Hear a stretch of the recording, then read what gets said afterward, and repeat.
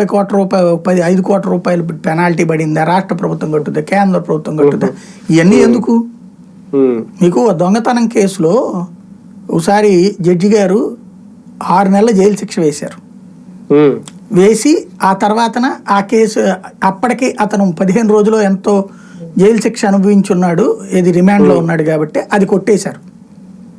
అదేంటి 6 నెలలు వేసి 15 రోజులు అంటే ఆయన అప్పుడు చెప్పారనమాట, ఇది చేసిన దొంగతనం 800 రూపాయలట. 800 రూపాయలు దొంగతనం చేసిన వాడు అప్పటికి 15 రోజులు పెట్టి కూర్చోబెట్టారు ఆయన, కూర్చొని పెట్టడం తిండి. మళ్ళీ ఆడికి ఇంకొక 6 నెలలు అంటే డబ్బులు దండకు కదా అనేటటువంటిది. అంటే మనం చేసేటటువంటి సందులో దొంగతనం అలాగని చిన్నదాన్ని వదిలేస్తామా? అప్పుడు చిన్న దొంగలు పెరుగుతారు. అంతే కదా. కాబట్టి ఒక బియ్యాన్ని ఎగుమతి చెయ్యాలంటే వణుకు పుట్టించాలన్నటువంటి పవన్ కళ్యాణ్ ఆలోచన బాధ్యతాయుతమైనటువంటి, దానికి కొంత భరించాలి సమాజం. అందులో ఇదొకటి కొంత భారం భరించుతుంది. అయితే ఇది ఇప్పటిదాకా బియ్యం అక్రమ రవాణా ఎవడు అధికారంలో ఉన్నా సరే వాడు తింటున్నాడు. స్టిల్ నౌ ఈ నెలలో కూడా తింటానే ఉంటాడు. ఇప్పుడు బియ్యం ఇవ్వట్లేదా?